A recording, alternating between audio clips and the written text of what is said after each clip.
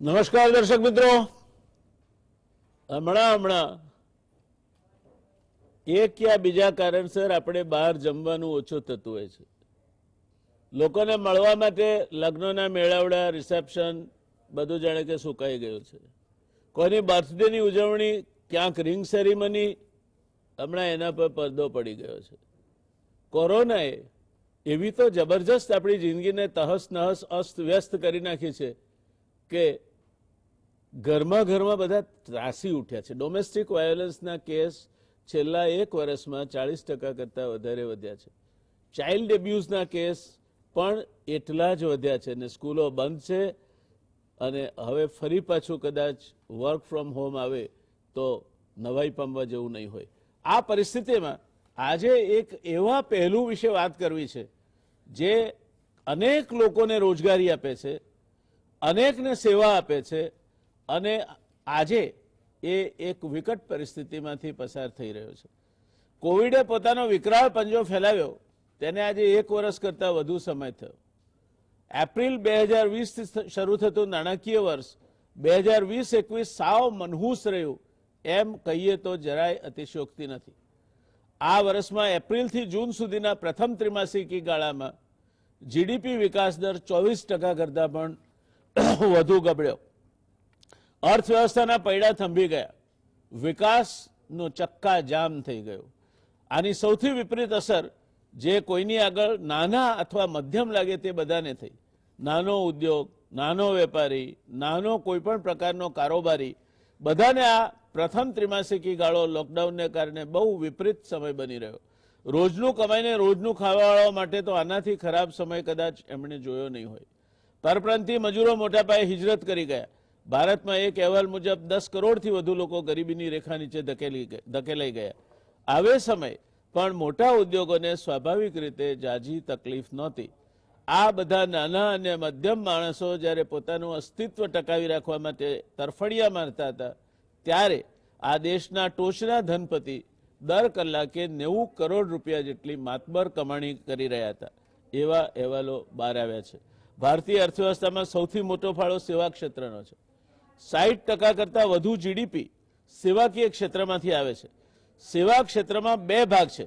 એક આર્ટિફિશિયલ ઇન્ટેલિજન્સથી માંડીને software development, data processing, courier services, banking, NBFC જેવી સંગઠિત ક્ષેત્રમાં ચાલતી મોટી સેવાકીય પ્રવૃત્તિઓ અને બીજી મંડપ બાંધવાવાળા, ડેકોરેટર્સ, ઇવેન્ટ મેનેજર્સ, કેટરર્સ, ફૂલ વેચવાવાળા, વિડીયોગ્રાફી, ફોટોગ્રાફી કરવાવાળા, લગ્નની કંકોત્રીઓ છાપવાવાળા, ગિફ્ટ આર્ટિકલ્સના ઉત્પાદકો, ડેસ્ટિનેશન વેડિંગ સાથે જોડાયેલ પ્રવૃત્તિઓ, બગી તેમજ બેન્ડ વાજાવાળા, નાના ઢોલ નગારા કે ત્રાંસા વગાડવાવાળા, સંગીત સંધ્યા કે અન્ય મનોરંજન કાર્યક્રમમાં રજૂ થતા કલાકારો, સિનેમા થિયેટર્સ અને એની સાથે જોડાયેલા નાના ધંધાવાળા, નાટક અને એની સાથે જોડાયેલ કલાકારો અને નાના ધંધાવાળા, સાઉન્ડ સર્વિસીસ જેવા અનેક ક્ષેત્રો લોકડાઉનને કારણે રિંગ સેરેમની અને સગાઈથી માંડીને લગ્ન સમારંભો કે બર્થડે સેલિબ્રેશન જેવા પ્રસંગો લગભગ બંધ થઈ જતા આ બધાના પેટ પર પાટું પડ્યું હોય તેવી પરિસ્થિતિનું નિર્માણ થયું છે.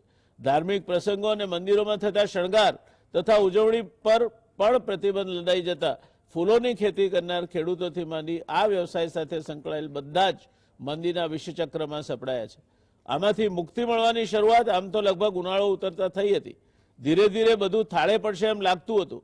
ફેબ્રુઆરી 2021 શરૂ થયો ત્યારે રાત્રિ કર્ફ્યુ માત્ર 12 થી 6 સુધીનો મર્યાદિત થઈ ગયો હતો. આર્થિક પ્રવૃત્તિ વેગ પકડતી જતી હતી. બરાબર ત્યાં જ કોવિડનું બીજું વેવ શરૂ થયું. ઘટવા માંડેલા કેસમાં એકદમ ઉછાળો આવ્યો. આજે દેશમાં 1 લાખ કેસ પ્રતિદિનની ટોચની આંકડે આપણે ફરી પાછા પહોંચ્યા છીએ. એની સાથે જ કેટલાક પ્રતિબંધો અને રાત્રિ કર્ફ્યુના સમયમાં વધારો એ આપણે વેઠવાનો આવ્યો. 9 વાગ્યાથી શરૂ થતા રાત્રિ કર્ફ્યુને કારણે ખાણીપીણી બજારો વળી પાછા નિસ્તેજ બન્યા. લગ્ન સમારંભોમાં માણસોની મર્યાદા અને સિનેમા થિયેટરો ઉપર તેમજ મોલ મલ્ટીપ્લેક્સ પર શનિ રવિ દરમિયાન સંપૂર્ણ પ્રતિબંધ.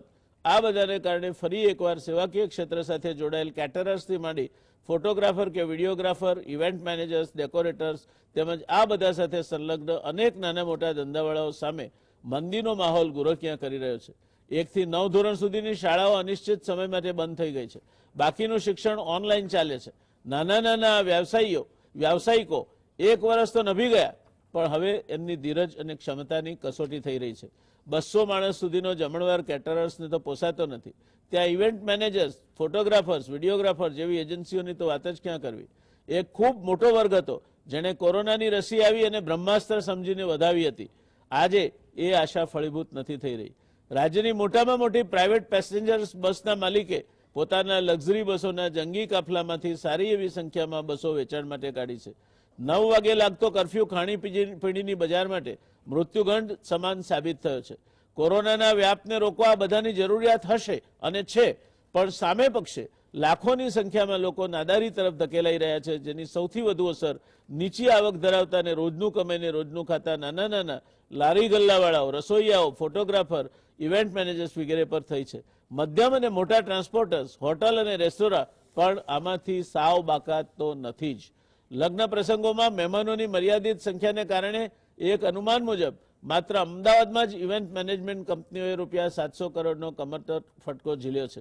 સાદગીથી પ્રસંગ થતા હોવાથી ઇવેન્ટ મેનેજમેન્ટની જરૂર રહેતી નથી. લગ્ન પ્રસંગ સાથે 150 એજન્સીઓ જોડાયેલી હોય છે. તે તમામ અત્યારે બેકાર છે.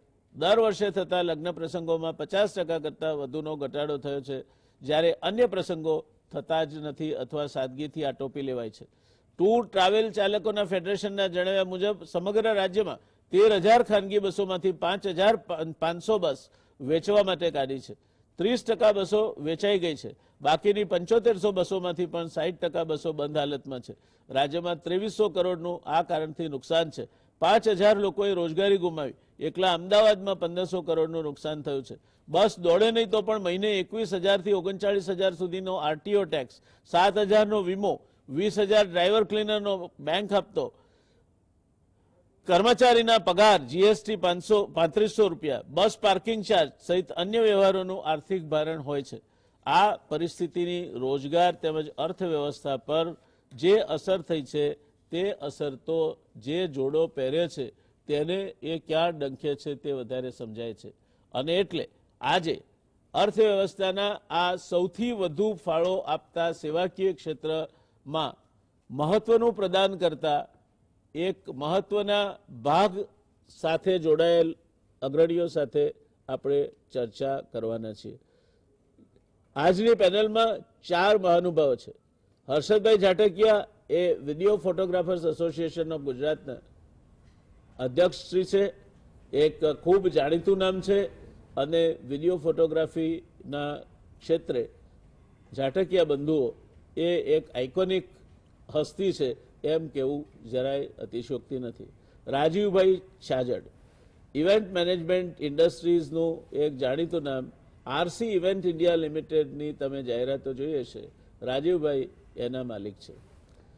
રાજીવ ગુપ્તા નારાયણી હાઇટ્સના ડિરેક્ટર છે. નારાયણી હાઇટ્સ આપણે ગાંધીનગર જઈએ તો રસ્તામાં આવતું એક સરસ મજાનું કોઈ પણ પ્રસંગ ઉજવવા માટે, માનવા માટેનું સરનામું છે. પરીનભાઈ ગાંધી એ લાભ ડેકોરેટર્સ, એક જાણીતું નામ છે ડેકોરેટર્સના ક્ષેત્રે, તેના માલિક છે અને આપણી સાથે છેક દીવથી ખાસ તકલીફ લઈને જોડાયા છે. પરીનભાઈ, તમારો વિશેષ આભાર અમારી સાથે જોડાવા માટે. શરૂઆત કરીશું પરીનભાઈ, આપ દીવ છો તો દીવના વાતાવરણથી શરૂઆત કરીએ આપણે. ડેકોરેટર્સની જે આખો ધંધો છે એ ધંધામાં અત્યારે શું પરિસ્થિતિ છે? છેલ્લા 1 વર્ષમાં તમે કયા પ્રકારની તકલીફો વેઠી રહ્યા છો? કયા પ્રકારની તમારા સામે પડકારો ઊભા થયા છે અને આવનાર સમય માટે તમારું શું અનુમાન છે? જય નારાયણભાઈ, સૌપ્રથમ તો આપનો અને જીએસટીવી નો ખૂબ ખૂબ આભાર.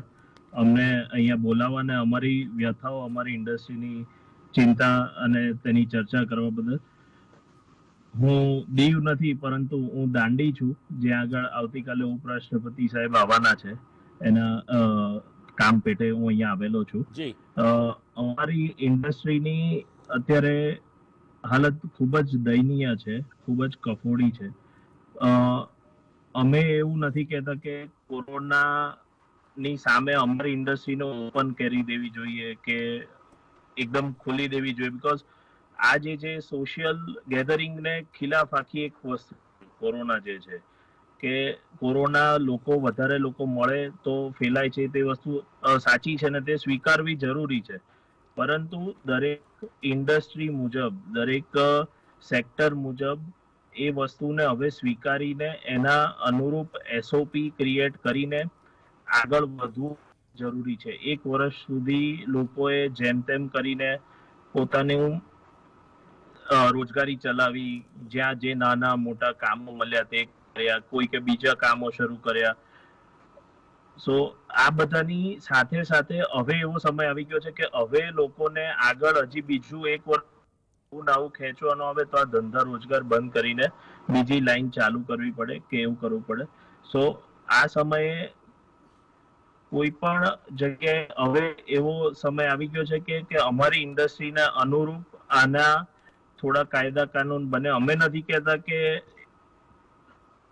બહુ વધારે ગેધરિંગ તમે ઓપન કરી દો, પણ જેટલું બી તમને વ્યવસ્થિત લાગતું હોય, અલાઉડ કરવાનું ફીલ થતું હોય એટલા લોકો તમે અલાઉ કરો અને અકોર્ડિંગલી તમે એસઓપીસ ક્રિએટ કરીને આગળ વધીએ તો જેથી અમારી ઇન્ડસ્ટ્રી સાથે જોડાયેલા વેન્ડર્સ, મટીરિયલ સપ્લાયર્સ, જે બી અલગ અલગ લોકો છે, કોન્ટ્રાક્ટર્સ છે, લેબર્સ છે, મજૂરો છે, આ સૌની રોજગારી સચવાયેલી રહે અને સૌના ઘર ચાલતા રહે. અને આ કપરો સમય છે, પણ થોડો સમય અમે પણ સહન કરીને ચાલીશું, લોકો પણ સહન કરીને આ ઇન્ડસ્ટ્રી સાથે સંકળાયેલા સહન કરીને ચાલશે.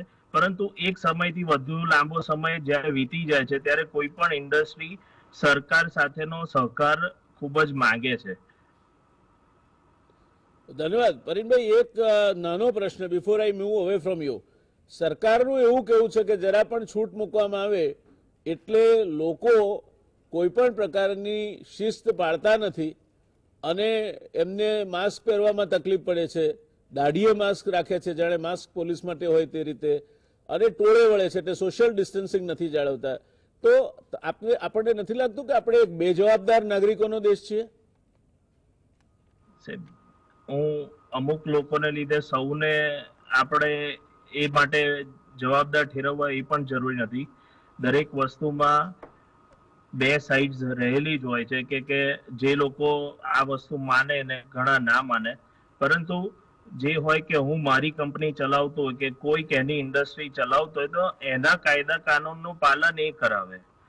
કે આજે કોઈક ઇન્ડસ્ટ્રીમાં 400 વર્કર કામ કરતા હોય તો એ કાયદો રાખે કે અહીંયા આગળ કોઈએ માસ્ક નીચે નહીં ઉતરવાનું, ગ્લોવ્સ વગર કામ નહીં કરવાનું. તો એ એના કાયદા કાનૂન છે. આ જેને સ્વીકાર્ય નથી એ એની કંપનીમાં કામ ના કરે. બીકોઝ આ વસ્તુ એવી છે કે જે આ પાલન નહીં કરો, તમે સોશિયલ ડિસ્ટન્સનું પાલન પણ નહીં કરો, કે માસ્ક પહેરવાનું કે સેનિટાઈઝ કરવાનું નહીં કરો તો આ ફેલાશે. અને આ જીવલેણ રોગ છે. આ એવું નથી કે ભાઈ તાવ આવ્યો ને જતો રહ્યો ને વાત પતી ગઈ છે. એટલે અમારી ઇન્ડસ્ટ્રીમાં મારે ઇવેન્ટ્સ કરવા છે કે મારા કોઈ બી પાર્ટી પ્લોટ્સ કે મારા બેન્ક્વેટ્સ કે કોઈ બી બીજા વેન્યુ પર ઇવેન્ટ થાય છે, કાં તો હું કામ તો થોડી ઘણી મારી જવાબદારી બને છે અને 100% નાગરિકોની તો વધારે જ જવાબદારી બને છે કે જે એના પાર્ટિસિપન્ટ છે, જે એ વસ્તુ અટેન્ડ કરી રહ્યા છે, કાં તો જે વ્યક્તિ હોસ્ટ છે એની જવાબદારી બની જાય છે કે આ વસ્તુનું પાલન લોકોને કરાવડાવીએ. નહીતર ખરાબ લાગે, ભલે એના સગાવાલા હોય કે કોઈ બી હોય, એ વસ્તુમાંથી એને બાકાત કરવા પડે આવી જગ્યાએ. જી ધન્યવાદ. આપની વાત સાથે સંપૂર્ણતયા સંમત છું કે એ પાલન કરાવવાની જવાબદારી જે તે ઉદ્યોગ અથવા તો જે તે ખાતાની છે.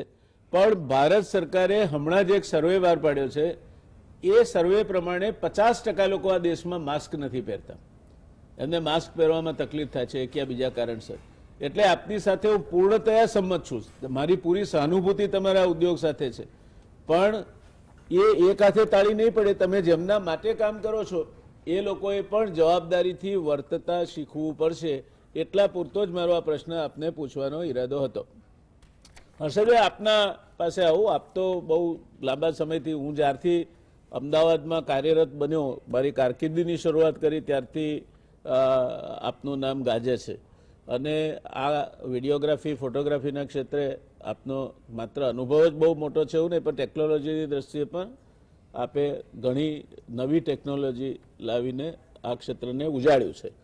ત્યારે શું લાગે છે આપને આ પરિસ્થિતિનો ઉકેલ શું હોઈ શકે? અને તમે તો મોટા માણસો છો એટલે કદાચ એકાદ વર્ષ તમે ખમી શકશો, પણ તમારા ક્ષેત્રમાં અનેક એક ખાલી વિડીયો કેમેરા કે એક કેમેરા લઈને પોતે ફોટોગ્રાફી કે વિડીયોગ્રાફી કરનારા માણસો છે, તો એ લોકોનું શું થતું હશે? સૌ પ્રથમ તો જયનારાયણભાઈ આપનો ખૂબ ખૂબ આભાર. આપની સાથે અમને સાંકળવા માટે આપના ખૂબ ખૂબ આભારી છે.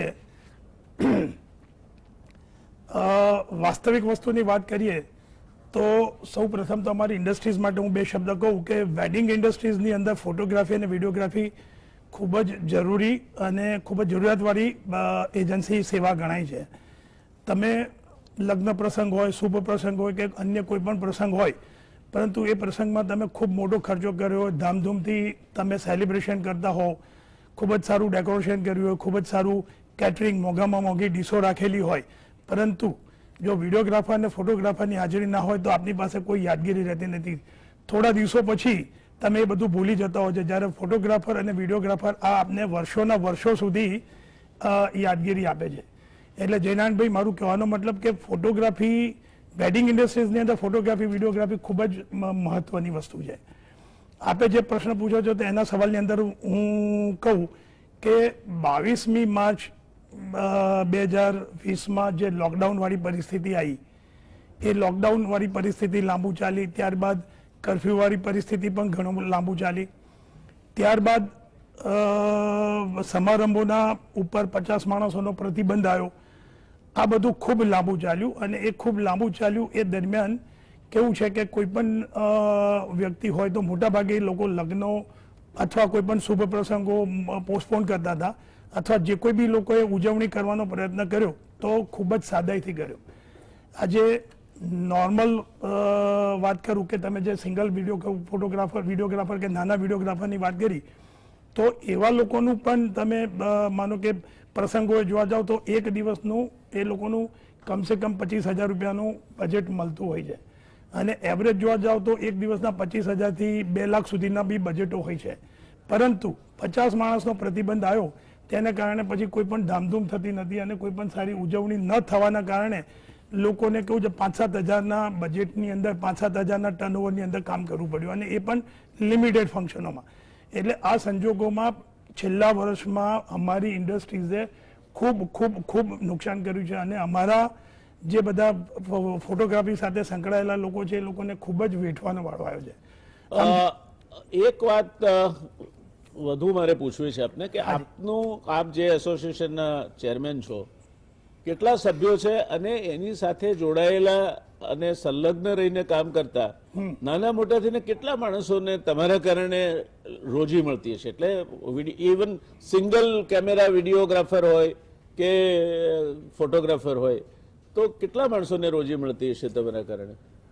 આમ અમારા એસોસિએશન દ્વારા રોજી મળવાના ચાન્સીસ ઓછા છે, કારણ કે અમારું એસોસિએશન આમ તો વીપીએજી એટલે વિડીયો ફોટોગ્રાફર એસોસિએશન ઓફ ગુજરાતના નામે ચાલે છે. એસોસિએશનના સભ્યો દ્વારા એસોસિએશન અમારા સભ્યો 1200 મેમ્બર્સ છે, પણ ઓલ ઓવર ગુજરાતના છે.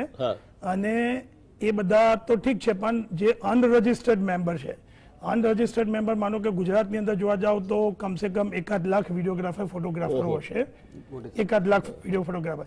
એવી રીતે ફોટોગ્રાફી વિડીયોગ્રાફીમાં ખાલી ફોટોગ્રાફર વિડીયોગ્રાફર છે એવું નથી.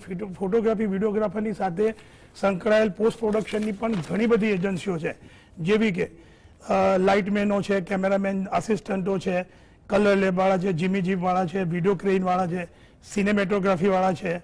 આવી કંઈક સપોર્ટિંગ એજન્સીઓ પણ આની સાથે સંકળાયેલી છે, અને આવી એજન્સીના પણ લાખેક માણસો અમારી સાથે સંકળાયેલા છે. તેવી જ રીતે ફોટો ગુડ્સ ટ્રેડિંગમાં જયનારાયણભાઈ આખા ગુજરાતમાં, સમગ્ર ગુજરાતમાં ફોટો ગુડ્સ ટ્રેડિંગની અંદર પણ ખાસા ઘણા બધા લોકો સંકળાયેલા છે. એ લોકોના બી ઘણા બધા છે, સ્ટીલ કેમેરા વેચતા હોય, વિડીયો કેમેરા વેચતા હોય, લાઇટો, આલ્બમો, કલર લેબો, આલ્બમ બાઇન્ડિંગ, ફોટોગ્રાફિક સોફ્ટવેર, એવી ઘણી બધી પ્રોડક્ટો છે કે જે સમગ્ર ફોટોગ્રાફી ક્ષેત્રની અંદર જયનારાયણભાઈ જોવા જાઓ તો આશરે એક અંદાજ મુજબ 2.5 લાખથી 3 લાખ માણસો સંકળાયેલા છે. આ 2.5 લાખથી 3 લાખ માણસો અત્યારે મુશ્કેલીમાં છે. અત્યારે મુશ્કેલીમાં છે. અને એક બીજું નાનું ઉદાહરણ આપું કે માનો કે આપણે એક વિડીયો કેમેરામેનની વાત કરીએ. એક વિડીયો કેમેરામેનની પાછળ આશરે 3 થી 4 ફેમિલીઓ એટલે માનો કે એક વિડીયોગ્રાફર હોય તેની સાથે એનો લાઇટમેન હોય, એનો આસિસ્ટન્ટ હોય, એ વિડીયોગ્રાફીનું કામ પતી જાય પછી એનું એડિટિંગ કરવાવાળો હોય, એ પતી જાય પછી એનો ટાઇટલ કરવાવાળો હોય. આમ એક વિડીયો કેમેરાની પાછળ કમસે કમ 4 થી 5 માણસ હોય, એટલે 4 થી 5 ફેમિલી સંકળાયેલા છે. એવી રીતે સ્ટીલ કેમેરામેન જયનારાયણભાઈ જોવા જાઓ તો એની અંદર બી 3 થી 4 માણસો પાછળ એની સાથે સંકળાયેલો, એટલે 3 થી 4. એટલે આવી રીતના જોવા જાઓ તો આટલા બધા ફેમિલીઓ સંકળાયેલા છે. અને આ મંદીને કારણે અમારી ઇન્ડસ્ટ્રીઝ એટલું બધું નુકસાન વેઠવાનો વારો આવ્યો છે કે આખા ફેમિલીઓએ ડાયવર્સિફિકેશન કરવું પડ્યું છે. અને ઘણા લોકો ગૃહ ઉદ્યોગમાં આવી ગયા છે, ઘણા લોકો ફાસ્ટ ફૂડની લારીઓ જેવી કે પીઝાની લારીઓ હોય કે ચા કેટલીવાળા બી બંધ થઈ ગયા છે. અને ઘણા લોકો ડિલિવરી એજન્સીઓ, નાના ગામડામાં તો ફોટોગ્રાફીનું કામ આમ બી બહુ જ ઓછું હોય છે, પરંતુ કેવું છે ડિલિવરી બોય તરીકે કામ કરતા થઈ ગયા છે. એટલે આમ જોવા જાવ તો અમારી ઇન્ડસ્ટ્રીઝને કમસે કમ 500 થી 700 કરોડ રૂપિયાનું આ મંદીને કારણે અસર થાય છે. દર્શક મિત્રો, કદાચ તમને જાણીને આજે ખ્યાલ આવ્યો હશે કે 1 લાખ જેટલા વિડીયોગ્રાફર્સ આપણા રાજ્યમાં કાર્યરત છે, જે અનરજિસ્ટર્ડ છે, જે એસોસિએશનના મેમ્બર નથી એ ઉપરાંત. અને 4 ફેમિલી ગણો સરેરાશ, તો એનો અર્થ એ થાય કે 4 થી 5 લાખ કુટુંબો આના કારણે રોજી મેળવે છે. આ પરિસ્થિતિમાં આ કુટુંબોએ કઈ રીતે પોતાનો ગુજારો કરો? આમની પાસે કઈ મોટી બેંક બેલેન્સ કે એવું તો હોતું નથી. એટલે આ બાબતે જે અસર ઊભી થઈ છે કે એક વખત એક માણસ તમારે ત્યાં લગ્નમાં ફોટોગ્રાફી કે વિડીયોગ્રાફી કરવા આવતો હોય, એ માણસ તમને નીકળો અને ચાની લારી લઈને કિટલી વાળો બનીને ઊભો હોય તો કેવું લાગે તમને? તો તમને એવું લાગે આશ્ચર્યજનક, તો એના મનમાં કેટલું ખરાબ લાગતું હશે. આ બાબતો એ અગત્યની બાબતો છે.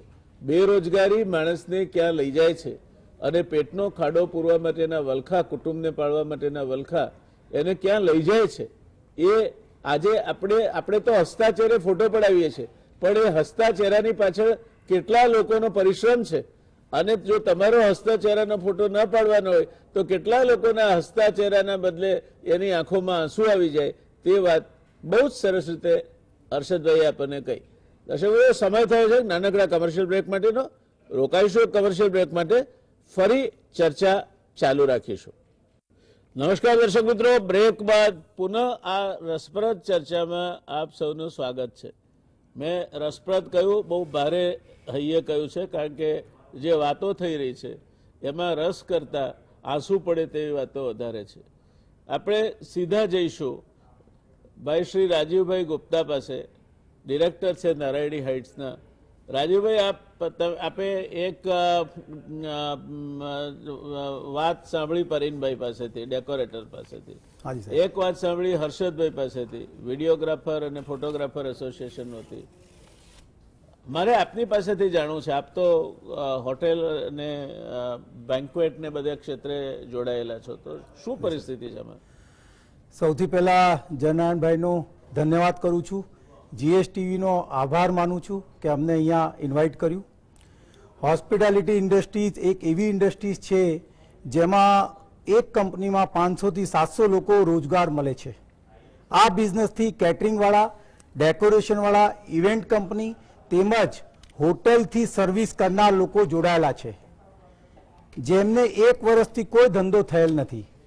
આથી આખી ઇન્ડસ્ટ્રી વતી હું સરકારને નિવેદન કરું છું, જે જરૂર જણાય તે ઇવેન્ટ સ્થળની ક્ષમતા હોય એના 50% વ્યક્તિ માટે પરવાનગી આપવી અને જરૂર સોશિયલ ડિસ્ટન્સિંગ જેવા સરકારના તમામ નિયમનું પાલન અવશ્યથી અમે કરીશું. પ્રતિવર્ષ આ ઇન્ડસ્ટ્રી દેશના કુલ વસ્તીના 10% એટલે 12 થી 13 કરોડ લોકોને રોજગાર મળે છે. ગયા વર્ષે માર્ચ 2020 પછી કોરોના લોકડાઉન લીધે કોઈ પણ વાર તહેવાર, સગાઈ, લગ્ન વગેરે શુભ પ્રસંગો ઉત્સાહપૂર્વક ઉજવવામાં આવ્યા નથી. રોજનું મેન્ટેનન્સ અને સાથે સરકારી ટેક્સ, એજન્સીઝનું પેમેન્ટ, કારીગરનું પેમેન્ટ, બેંકોની લોનના હપ્તા, વ્યાજ વગેરે આવક નથી થવાથી ચૂકવી શક્યા નથી. હોટલ ઇન્ડસ્ટ્રી મર્યાદાના લઈને સરકારના નોટિફિકેશન આવતા ધંધો થઈ રહ્યો નથી અને સેલ્સ પણ ખૂબ જ ઓછો છે. હવે સરકાર આ ઇન્ડસ્ટ્રીને બચાવી શકે અને તે માટે સરકાર વહેલી તકે ઉચિત નિર્ણયો લેવા તેમજ જાહેર કરવા અગત્ય જરૂરિયાત છે. ઇન્ડસ્ટ્રીના લોકોને દરેક રીતે સરકારી આદેશનું પાલન કરવા તેમજ સરકારી આદેશનું અનુસરણ કોવિડ-19 થી સુરક્ષા માટે દરેક સંભવ ઉપાય જેવા માસ્ક, સેનિટાઈઝર, યોગ્ય ચેકિંગ, સાફ સફાઈ, ડિસઇન્ફેક્શન વગેરે પાલન કરાવી રહી તેમજ આગળ વધી કામ માટે તત્પર છે. આ સાથે ઇન્ડસ્ટ્રીમાં કામ કરતા લોકો તથા તેના સાથેના જોડાયેલા ફ્રન્ટલાઇન વોરિયર્સ જેમ તે વેક્સિન આપવા આવે જેથી કોરોના તેમને સક્ષમ રીતે સેવા પૂરી પાડી શકે. ટુરિઝમ ઉદ્યોગે એ આખા ભારતમાં વર્ષમાં મોટા રોજગાર આપતો ઉદ્યોગ છે, તેથી તેને બચાવવો ખૂબ જ જરૂરી છે. ડેકોરેશનમાં 18% જીએસટી લાગે છે, ઇવેન્ટમાં 18% જીએસટી લાગે છે. જે સપ્લાયર જે ક્લાયન્ટ બુકિંગ કરવા માટે માંડ આવતા હોય અને 5 લાખની બુકિંગ એવરેજ 1 લાખ જેટલો ટેક્સ લાગતો હોય જેથી તે બુકિંગ કન્ફર્મ નથી કરતો. જીએસટી અને અધર ટેક્સમાં રાહત આપવામાં આવે એવી મારી સરકારથી અપીલ છે. હું અગર થોડા પાછળનું જઈને વાત કરું તો સાહેબ, કચ્છમાં જ્યારે આજથી 10 વર્ષ પહેલાં કચ્છમાં જે મોટું આપણે રાહત મળેલી ગવર્મેન્ટ તરફથી એ 10 વર્ષ ટેક્સની રાહત આપેલી. તો આ ઇન્ડસ્ટ્રીને ટકાવવા માટે હું સરકારને રજૂઆત કરું છું કે આ ઇન્ડસ્ટ્રીને ટકાવવા માટે મુખ્ય મારે 3 મુદ્દા છે કે મિનિમમ 50% જે તે વેન્યુની કેપેસિટી હોય એના 50% એટલીસ્ટ પરવાનગી આપવી, રાત્રિ કર્ફ્યુ 9 વાગ્યાની જગ્યાએ 11 વાગે કરવું અને ટેક્સમાં રાહત આપવી. બહુ બહુ ધન્યવાદ. દર્શક મિત્રો, કોઈ પણ એસોસિએશનની અથવા તો આ ઉદ્યોગના પ્રતિનિધિની એવી રજૂઆત નથી કે એમને નિર્બંધ કામ કરવા દો. પરેનભાઈથી શરૂ કરી અને ભાઈ રાજીવભાઈ સુધી આપણે સાંભળ્યા તો બધાને કાયદો પાળવો છે, પણ કાયદો પાળીને કાયદાની સાથે રહીને મર્યાદાઓ જાળવીને હવે એવા સ્તરે આવ્યા છે કે જ્યારે હવે વધારે ખેંચશો તો તૂટી જશે તે પ્રકારની પરિસ્થિતિનું નિર્માણ થયું છે. ત્યારે હું માનું છું કે એમની વાત વ્યાજબી છે. એમના એસોસિએશનો થકી એ વાત સરકારમાં પણ સંભળાવી જોઈએ અને ખાસ કરીને ગુજરાત સરકાર તો વ્યાપાર, ઉદ્યોગ અને ધંધાને પ્રોત્સાહન આપનારી સરકાર છે. એની નીતિઓ હંમેશા પ્રોત્સાહનરૂપ રહી છે. તો હું માનું છું કે ગુજરાત સરકારે આ દિશામાં ચોક્કસ રીતે વિચારવું જોઈએ. અને સાથે સાથે આ જે ઓર્ગેનાઇઝર્સ છે, જુદા જુદા ફંક્શનર્સ છે, એમણે પણ પોતાના થકી જે કંઈ નિયમનો છે, ડિસ્ટન્સિંગ છે, સોશિયલ ડિસ્ટન્સિંગથી માંડીને માસ્ક છે, સેનિટેશન છે અને વેન્ટિલેશન, આ બાબતે એમણે પણ પૂરી ખાતરી રાખીને કામ કરવું જોઈએ. કારણ કે છેવટે સમગ્ર સમાજને સ્પર્શતો પ્રશ્ન છે. સરકારની જવાબદારી છે, સમાજ પ્રત્યેનું દાયિત્વ છે, પણ સમાજના તમે લોકો પણ ભાગ છો એ રીતે સરકારનું ઉદ્યોગ પ્રત્યે પણ દાયિત્વ છે. કારણ કે કરવેરાથી માંડીને રોજગારી સુધી આ ક્ષેત્રોમાંથી ઊભી થાય છે. અને હું ચોક્કસ માનું છું કે સરકાર આ બાબતે સંવેદનશીલ રહીને વિચારશે. પણ ક્યારે? કારણ કે હવે એવી પરિસ્થિતિનું નિર્માણ થવા તરફ આગળ વધી રહ્યા છે કે જરા વધારે તાણશું તો પેલું અંગ્રેજીમાં કહેવત છે, લાસ્ટ સ્ટ્રો ઓન કેમલ્સ નેક, ઊંટ જ આખો બેસી પડશે. અને એકવાર ઊંટ બેસી પડ્યું પછી એને ઊભું કરવું બહુ મુશ્કેલ હોય છે. આટલી વાત સરકારે ખ્યાલ રાખવી જોઈએ અને બાકીના જે તે એસોસિએશનોએ સરકાર સાથે આ બાબત હાથ લેવી અને એમાં આગળ વધવાનો પ્રયત્ન કરવો જોઈએ. હું માનું છું કે 2 હાથ ભેગા થશે તો તાળી ચોક્કસ પડશે. રાજીવભાઈ છાજેડ, ઇવેન્ટ મેનેજમેન્ટ એ આજે દરેક ક્ષેત્રમાં અગત્યની બાબત બની ગઈ છે. રાજીવભાઈ છાજેડની જાહેર ખબર એવી હોય છે કે તમે માત્ર ઘરેથી આવો અને કન્યા વિદાય સુધી નિશ્ચિંતતાથી રહો, બાકીનું બધું જ અમે કરીશું. આ ઇવેન્ટ મેનેજમેન્ટની અગત્યતા અત્યારે એટલા માટે છે કે આપણે બધા હવે માઇક્રો ફેમિલીઝના જમાનામાં જીવીએ છીએ. અને પહેલાં જેમ ગામમાં લગ્ન થતા તો બધા આવી જતા અને કોઈ ખાટલા લાવે, કોઈ ગોદડા લાવે, કોઈ રસોઈ કરવા લાગી જાય, કોઈ શાક સમારે, એવું હવે શક્ય નથી. પીરસવા માટે પણ કોઈ તૈયાર થાય એવું હવે શક્ય નથી. અને એટલે આવનાર સમયમાં ઇવેન્ટ મેનેજમેન્ટ એટલે આ બધી જ બાબતોનું ધ્યાન રાખીને વ્યવસ્થિત રીતે કશું જ ભૂલાઈ ન જાય. તમારે જ્યારે વર તોરણે થાય ત્યારે એને પોખવા માટે જે ડોકા જોઈતા હોય એ ડોકા પણ ના ભૂલાઈ જાય ત્યાં સુધીની કાળજી રાખે તેને ઇવેન્ટ મેનેજમેન્ટ કહેવાય. ગોળીને ગોળ પણ ખવડાવે, સાચી વાત છે. એટલે યુ આર કેર ફ્રી. એમ પૈડું સિંચાય ત્યાં સુધી તમે સંપૂર્ણપણે નિશ્ચિંત થઈ અને તમારો પ્રસંગ માણો, એ ઇવેન્ટ મેનેજમેન્ટનું કામ છે. અને એમાં પછી ડેસ્ટિનેશન વેડિંગ એ એક વધારાનો ભાગ ભળ્યો છે. સાંભળીએ આપણે રાજીવભાઈ પાસેથી શું અત્યારની પરિસ્થિતિમાં એમની તકલીફો છે અને શું થવું જોઈએ. નમસ્કાર મિત્રો, હું સૌથી પહેલા જીએસટીવીના બધા જ દર્શકોનો ખૂબ ખૂબ આભાર માનું છું. જીએસટી પરિવારનો આભાર માનું છું. જયનાન વ્યાસ સાહેબનો આભાર માનું છું કે આજે આ ઇન્ડસ્ટ્રી પર આપણે ધ્યાન આપ્યું અને અમને યાદ કર્યા. હું આજે ઇવેન્ટ મેનેજમેન્ટ ફેડરેશન ઇન્ડસ્ટ્રી તરફથી બધાનો ખૂબ આભાર માનું છું. અને સૌથી પહેલા એક વાત પર ધ્યાન આપવા માંગુ છું. જયનાન વ્યાસ સાહેબ આપણે કીધું કે સૌથી વેરી ઇમ્પોર્ટન્ટ થિંગ ઇઝ કે 50% people are not wearing the mask and that is the biggest issue right now it is. તો હું મારા તરફથી અને ઇવેન્ટ મેનેજર ફેડરેશનની જે ટીમ છે, અમારા પ્રેસિડેન્ટ જયદીપ મહેતા, એ તરફથી આ કહેવા માંગુ છું કે વિલ ટેક ધ ઇનિશિયેટિવ. સૌથી પહેલો ઇનિશિયેટિવ કે અમદાવાદની અંદર એક માસ્કનું મોટું કેમ્પેન કરીએ અને બધા આની પર પહેરે. નંબર 1. હવે સૌથી ઇમ્પોર્ટન્ટ જે વસ્તુ છે જે હું અત્યારે રિપ્રેઝેન્ટ કરી રહ્યો છું એ વેડિંગ ઇન્ડસ્ટ્રીની તમામ વેન્ડર્સ તરફથી રિપ્રેઝેન્ટ કરી રહ્યો છું. વેડિંગ ઇન્ડસ્ટ્રીની મતલબ બેન્ડ બાજા, ઘોડી, બગી, ટ્રાવેલ, ટેક્સી, વેલે પાર્કિંગ, પંડિતજી, લાઇટમેન, સાઉન્ડમેન, નાનામાં નાના ફૂલવાળો, નાનામાં નાના વેપારીઓ, આઉટડોર કેટરિંગ, મહારાજ, આટલા બધા ઇન્ડસ્ટ્રીની અંદર એક વ્યાસ સાહેબ એક લગ્ન જ્યારે થાય છે, રેગ્યુલર લગ્ન, 200 થી 300 જણને એને નોકરી મળે છે, રોજીરોટી મળે છે. અને જો મોટું લગ્ન કહેવામાં આવે તો ઓછામાં 400-500 લોકોને રોજીરોટી મળે છે. 2020 માર્ચની અંદર આખું બેસી ગયું એટલે લોકોને એવું થયું કે ચલો આપણે નવેમ્બરમાં લગ્ન કરીશું. નવેમ્બરની લગભગ 19-20 તારીખની આસપાસ ફરીથી લોકડાઉન આવ્યું, અર્ષદભાઈ આપ જાણતા હશો, અને 25મી-26મી નવેમ્બરે લગ્નની સિઝન ચાલુ થવાની હતી. સેમ પરિસ્થિતિ આજે આવીને ઊભી થઈ ગઈ છે. અમારી ઇન્ડસ્ટ્રી આજે 5 એપ્રિલ આપણે બેઠા છીએ. 20 એપ્રિલથી ફૂલ ફ્લેજ લગ્નગાળો શરૂ થઈ રહ્યો છે. અને આજની તારીખમાં તમામ જે ઘરના પરિવારના સદસ્યો છે એ લોકો વિચારે છે કે અમે લગ્ન કરીએ કે ના કરીએ, નાનું કરીએ કે મોટું કરીએ, પોસ્ટપોન કરીએ તો કેટલી વખત પોસ્ટપોન કરીએ. ત્રીજી વખત પોસ્ટપોન થઈ રહ્યા છે લગ્ન. અને અત્યારે આ લોકો વિચાર્યું કે 25મી એપ્રિલ 28મી એપ્રિલ લગ્ન કરીએ. તો આ બધા ઘણા બધા પ્રશ્ન છે.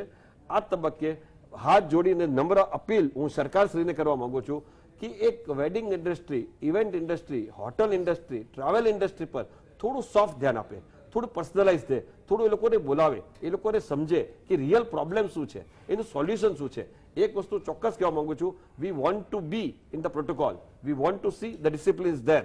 ડિસિપ્લિન, કોરોનાનું ધ્યાન રાખવાની અમારી પહેલી ફરજ છે અને અમે નિભાવીશું, એમાં કોઈ બેમત નથી. પણ જેમ રાતે 9 વાગે કર્ફ્યુ થઈ જાય છે તો આખી ઇન્ડસ્ટ્રી બંધ થઈ જાય છે.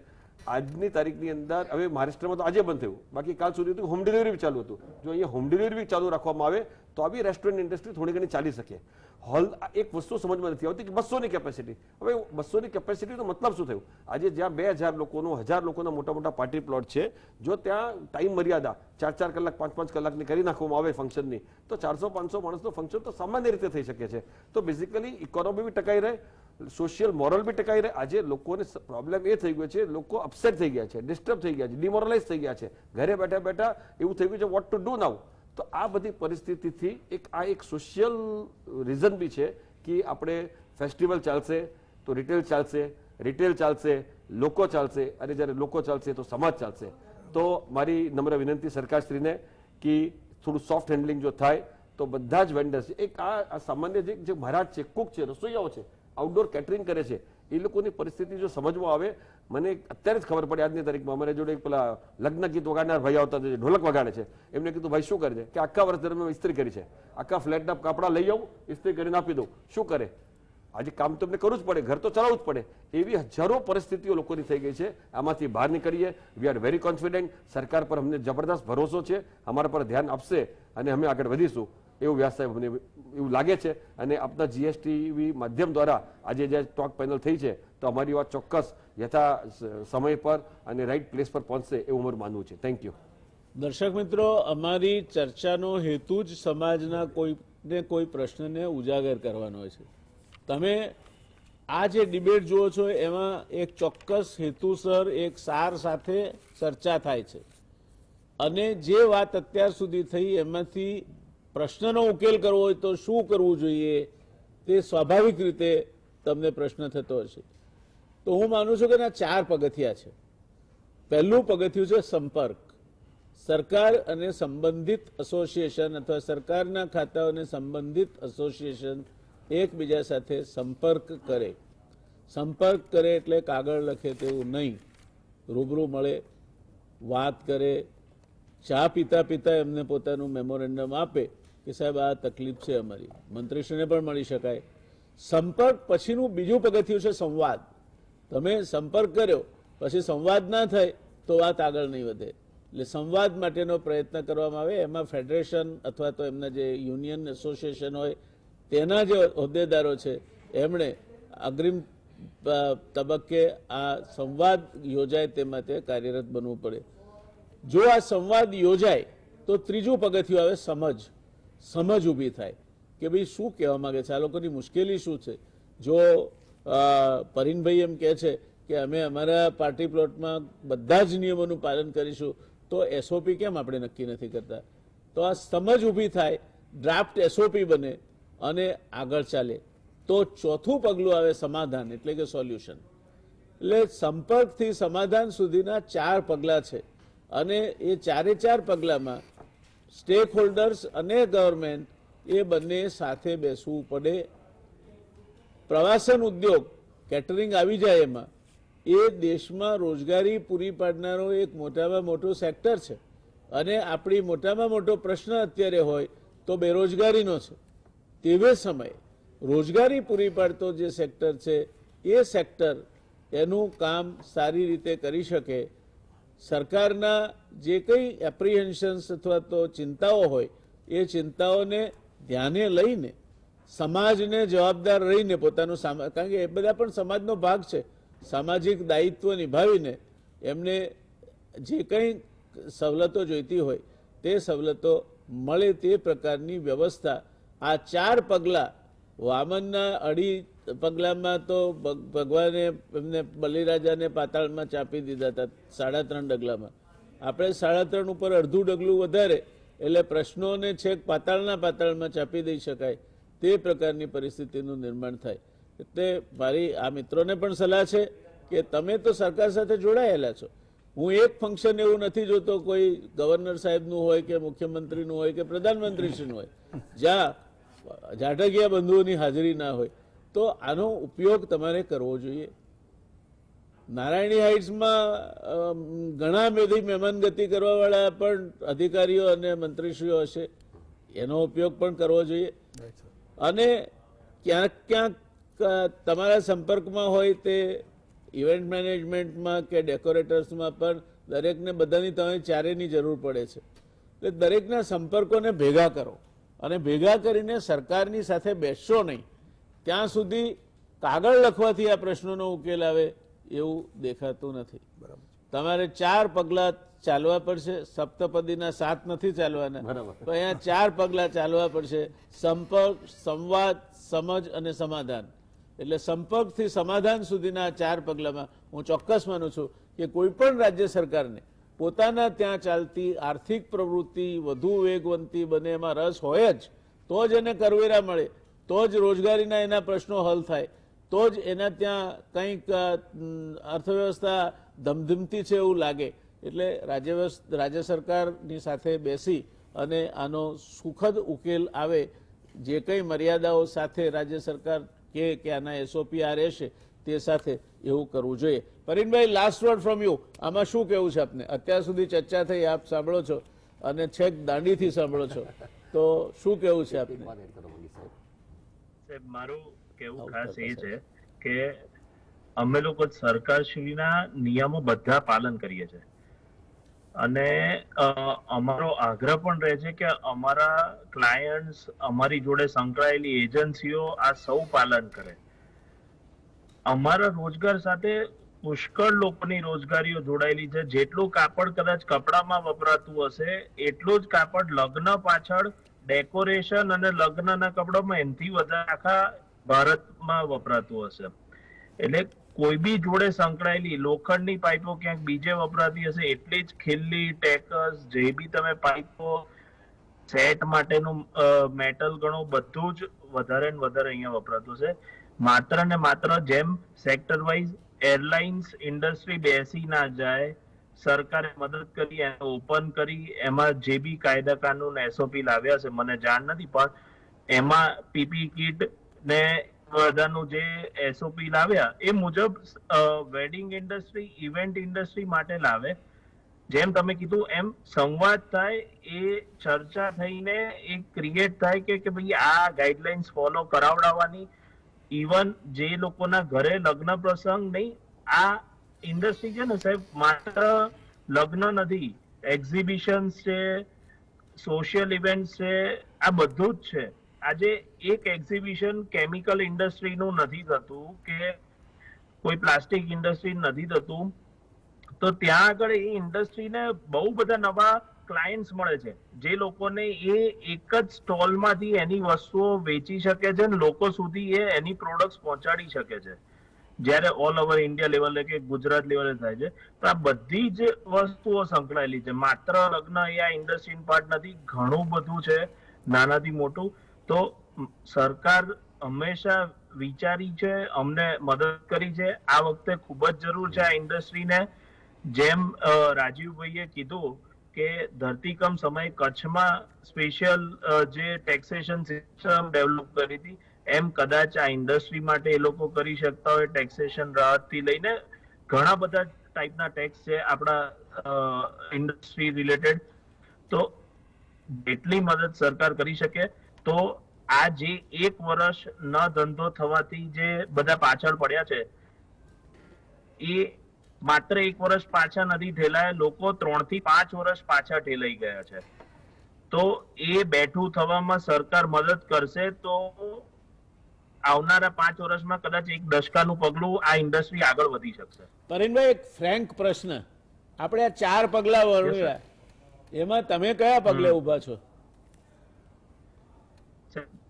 પહેલા પણ હું એવું નહીં કહું, અમારું એસોસિએશન આજે અમદાવાદ મ્યુનિસિપલ કોર્પોરેશનમાં મેયરશ્રીને મળ્યા, સ્ટેન્ડિંગ કમિટી ચેરમેનને મળ્યા. એ લોકોએ રિક્વેસ્ટ લેટર આપ્યો છે કે તમે ઇન્ડસ્ટ્રીની મદદ કરો, પ્રોપર્ટી ટેક્સ છે કે આ રિલેટેડ, અને સરકાર સાંભળવા માટે બી તૈયાર છે.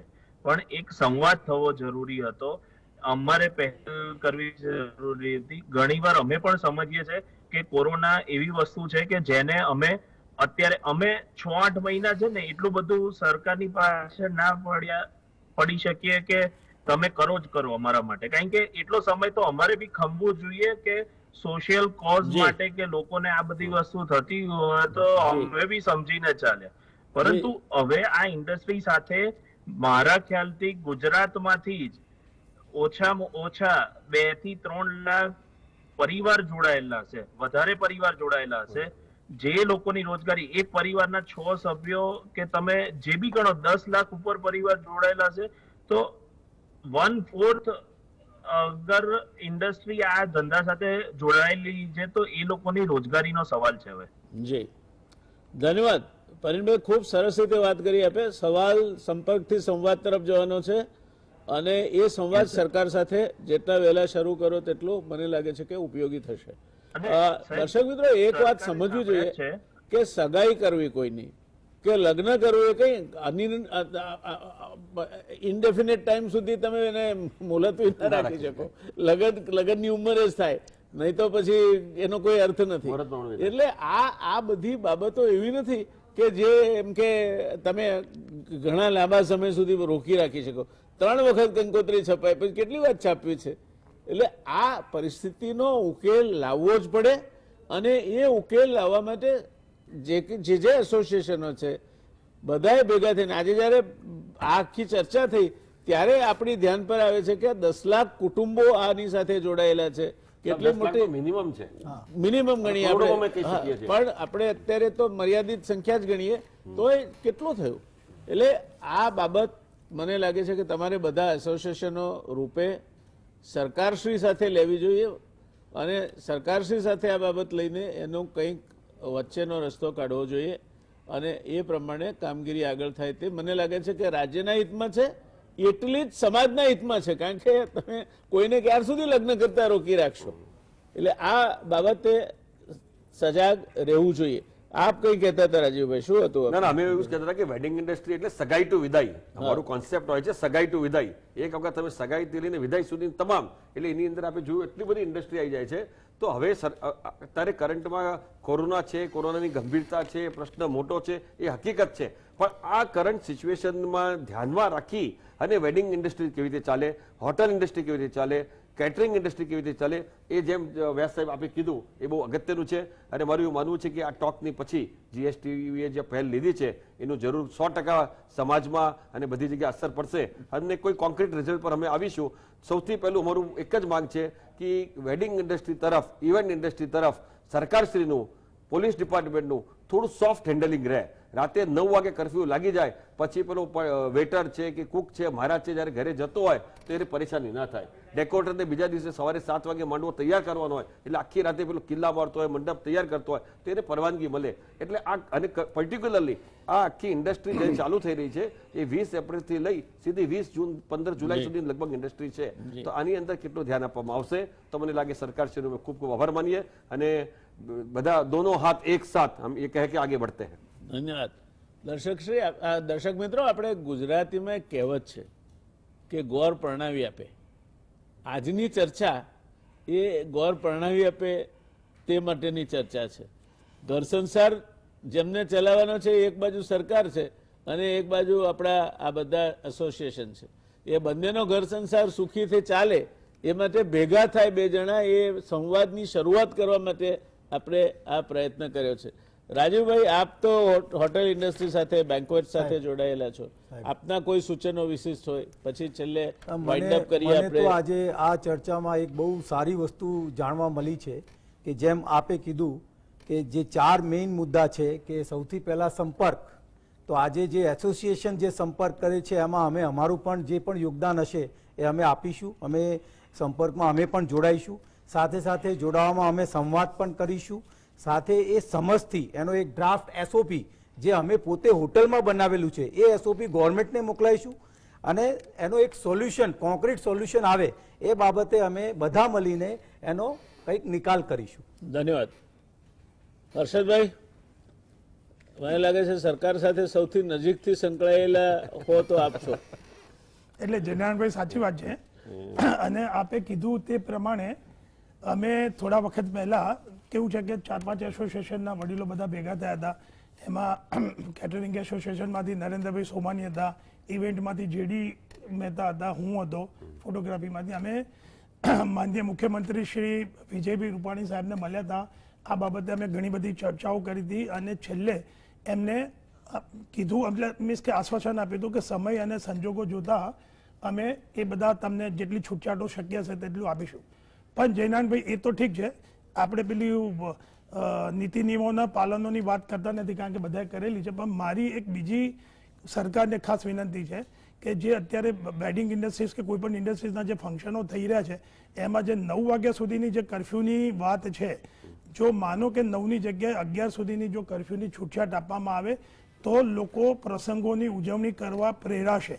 અત્યારે શું થાય છે, 9 વાગ્યાનો કર્ફ્યુ હોય એટલે કોઈ પણ વ્યક્તિ 8 વાગે એની ઇવેન્ટ પૂરી કરવી જ પડે કારણ કે 8 થી 9 સુધીમાં લોકો પોતપોતાના ઘરે પહોંચે અને 8 વાગ્યા સુધીમાં પતાવવામાં લોકો હવે પ્રેરાતા જ નથી. લોકો ફંક્શનો જ કેન્સલ કરે છે જેને કારણે બધી જ એજન્સીના લોકોને કામ મળતું નથી. એટલે સરકારશ્રી સાથે જો એક આ ચર્ચા થતી હોય જીએસટીવી દ્વારા ખાલી 9ની જગ્યાએ 11 સુધીનો બરાબર છે, એ ઇમ્પોર્ટન્ટ છે, એ બહુ જ અગત્યની વસ્તુ. તો થોડું ઘણું ઇન્ડસ્ટ્રી સેવ થશે. હર્ષદભાઈ, રાતે કેટલા લોકો, 10% 15% લોકો જો નીડ બેઝ લોકો છે અને એ લોકોને જો સોફ્ટલી હેન્ડલ કરવામાં આવે, ઇન્ડસ્ટ્રી બી ચાલે, કોરોનાનો બચાવ બી થાય અને ફંક્શન બી થાય અને everybody is okay. Everybody wants to respect the law. એટલે આ માધ્યમથી જો સરકાર સુધી વાત પહોંચી હોય. અમે તો એવું છે હર્ષદભાઈ કે આ તમે મોટા માણસો છો, તમે જયારે આ વાત કરો છો ત્યારે સિંધુ ભવન રોડ પર ઉપર ભેગી થતી ભીડ કે ન્યૂ લો ગાર્ડનમાં ભેગી થતી ભીડ કે માસ્ક કાઢી અને એક ટેબલ પર 8 જણા જમતા હોય તે પરિસ્થિતિ, એ આપણે, હું ફરી કહું છું, તમારી વાત સાવ સાચી છે, કરવું જોઈએ, પણ સામે પક્ષે જે આ વેઠે છે તે જે સ્ટેક હોલ્ડર છે, પ્રજા છે, એમણે પણ જવાબદારીભર્યું વર્તન કરવું જોઈએ. બધું જ સરકાર કરશે તો તમને પગમાં કાંટો વાગ્યો હોય તો જોડો પહેરાય, પગમાં કાંટો વાગ્યો હોય તો ધરતીને ચામડે મળવા ના જવાય. અત્યારે જે થઈ રહ્યું છે ધરતીને ચામડે મળવાનો પ્રયત્ન થઈ રહ્યો છે કે સંપૂર્ણપણે કર્ફ્યુ નાખી દો એટલે કોઈ જ બહાર ના નીકળે. આઈ થિંક સમવેર કોઈક જગ્યાએ સરકારે પણ આ બાબતમાં જરા જુદી રીતે વિચારવું પડશે. અને જે ખાણીપીણી એસોસિએશન હોય એ લોકોએ પણ પોતાને ત્યાં ખોટી ભીડ ઊભી ન થાય અને બધા નિયમો પડાય તે બાબતમાં એમણે પણ સતર્કતા રાખવી પડશે. કદાચ એવું પણ કરવું પડે, કારણ કે હું તો અહીં આવતા ઘણી હોટલો મેં જોઈ છે, મારું નામ નથી દેવું, પણ ત્યાં લાઈનો લાગી હોય એમાં નથી ડિસ્ટન્સ જળવાતું, ટેબલ ઉપર લોકો બેઠા હોય એમાં નથી ડિસ્ટન્સિંગ જળવાતું. તો it will be A good idea કે આ બધી હોટેલો એક હાલ પૂરતો એક કોરોના માર્શલ એવી 2 પોસ્ટ રાખે, એને આના બાય પર જ લખેલું હોય કોરોના માર્શલ, અને એ લોકોને કહે કે ભાઈ આ બરાબર નથી, તમે આ 4 જણા બેસી શકશો, 5 જણ નહીં બેસી શકો. કંઈક કરવું પડશે, કંઈક આપણે કરવું પડશે, કારણ કે સરકારને પણ સરકારની મર્યાદાઓ છે, સરકારની સામાજિક જવાબદારી છે, લોકોમાં ભય ન ફેલાય, રોગચાળો ન ફેલાય, રોગચાળો ન વખતે રીતે જોવાની, અને આપણી જવાબદારી છે રોજગારી અને આપણા વેપાર ધંધા ના અટકી પડે તે જોવાની. અડધે રસ્તે મળાશે, એક આ છેડે નહીં મળાય અને આ છેડે નહીં મળાય. મને લાગે છે દર્શક મિત્રો, વાત આ જે સેક્ટર છે ઇન્ટિરિયર કેટરરથી માંડીને ઇવેન્ટ મેનેજમેન્ટથી માંડીને બેન્ક્વેટ ફેસિલિટીઝ અને હોટેલિંગથી માંડીને વિડીયોગ્રાફી, ફોટોગ્રાફી જેવી બધી જ બાબતો એ જરૂરી છે. અને જરૂરી એટલા માટે છે કે એ ખૂબ મોટા પાયે રોજગારી પૂરી પાડે છે. અને રોજગારી પેલા કલાકે 90 કરોડ કમાતા માટે નથી પૂરી પાડતા, એ રોજગારી પૂરી પાડે છે જે કલાકે 90 પૈસા પણ નથી કમાતો તેના માટે, એના પેટનો ખાડો પૂરવા માટે આ જરૂરી છે. વધારે સમય બેરોજગારી રહેશે તો ઘણા બધા બીજા સામાજિક દૂષણો ઊભા થશે. કારણ કે સંસ્કૃતમાં કહ્યું છે કે બુભુક્ષિતમ કિમ ન કરોતિ પાપમ, જેનો પેટનો ખાડો નથી પૂરાયો એ ગમે તે પાપ કરશે. અને ગુજરાતી પંક્તિઓ છે કે ભૂખ્યા જનોનો જઠરાગ્નિ જાગશે, ખંડેરોની ભસ્મકણી ન લાદશે. આપણે એ પરિસ્થિતિમાં ન જઈએ કે જ્યારે મજબૂર લોકો રોજીરોટી માટે રસ્તા પર આવી જાય. સરકાર પણ આ સમજે, આપણે પ્રજા તરીકે વધારે સમજીએ, અને આ એજન્સીઓ જે છે તે પણ એમાં સાથે રહી સરકારની સાથે તાલમેલમાં કામ કરે અને ગુજરાતના કેટરિંગ ઉદ્યોગથી માંડીને બધા જ ઉદ્યોગો ધમધમતા થાય. કારણ કે સેવાકીય ક્ષેત્ર જેટલું મોટું રોજગારી પૂરી પાડનારું ક્ષેત્ર બીજું એકેય નથી. એગ્રીકલ્ચર પછી જો કોઈ મોટામાં મોટી રોજગારી પૂરી પાડનારા ક્ષેત્રો હોય તો એ ટ્રાન્સપોર્ટ, કન્સ્ટ્રક્શન અને સર્વિસ સેક્ટર છે. ત્યારે એ ક્ષેત્રો ગુજરાતમાં ધમધમતા થાય, ગુજરાતની અસ્મિતા અને ગુજરાતની જે અર્થવ્યવસ્થા છે એ પુનઃ ધમધમતી થાય એવી અપેક્ષા, આશા સાથે આ આપણે આખો સંવાદ યોજ્યો હતો કે જેથી ક્યાંક એ અંગે આ વાત પહોંચે. મને લાગે છે એનું મંડાણ થયું છે. હવે એસોસિએશનો ભેગા થઈ અને એક સામાન્ય એસઓપી જેવું બનાવી અને તમે સરકારને લખીને આપશો તો એ આગળ ચાલશે. તમે ચર્ચા કરવા જશો અને ઊભા થઈને પાછા આવશો તો કશું નહીં થાય. કોન્ક્રીટ પ્રપોઝલ આપણે ગુજરાતી કહેવત છે લખ્યું વંચાય. એટલે આ બધી તૈયારી સાથે જે અગ્રણી આગેવાનો છે એ સરકાર સાથે જોડાઈને પણ આ બાબત આગળ ચલાવે એવી અપેક્ષા સાથે આપણે આજની વાતને વિરામ આપીએ છીએ. દોસ્તો, આવતીકાલે એક જબરજસ્ત મોટી ચર્ચા છે, એ છે અંગદાન, ઓર્ગન ડોનેશન. હૃદયથી માંડીને, ફેફસાથી માંડીને, લીવરથી માંડીને, કિડનીથી માંડીને પેન્ક્રિયાસ સુધી ટ્રાન્સપ્લાન્ટ થઈ શકે છે અને એનાથી માણસનું જીવન બચે છે. દેશના ટોચના 2 ડોક્ટરો, એક લીવર અને કિડનીમાં સૌથી શ્રેષ્ઠ કામ જેનું છે અને એક હૃદય અને ફેફસામાં ટ્રાન્સપ્લાન્ટેશનમાં જેનું કામ ખૂબ મોટું છે. એવા 2 ડોક્ટરો ડોક્ટર પ્રાંજલ અને ડોક્ટર સંદીપભાઈ શાહ એ આ ચર્ચામાં જોડાશે. એની સાથોસાથ આ ઓર્ગન ડોનેશનના કામને એક મિશન ગણીને જે કામ કરી રહ્યા છે એ ભાઈ સુરતના નિલેશભાઈ માંડલેવાળા પણ આ ચર્ચામાં જોડાશે. હૃદય બદલી શકાય છે, ફેફસા બદલી શકાય છે, કિડની બદલી શકાય છે. આ બધું 10 વર્ષ માટે જ છે. દર્શક મિત્રો, 10 વર્ષ પછી આર્ટિફિશિયલ ઓર્ગન્સ તમે એમેઝોન પરથી ઓર્ડર કરી શકશો, પણ ત્યાં સુધી આપણે ખેંચી કાઢીએ તો પછી આગળની વાત બધી સારાવાના થશે. એ વાત સાથે આજની વાતને પૂર્ણાહુતિ તરફ દોરી જાઉં છું. ધન્યવાદ. શુભરાત્રી.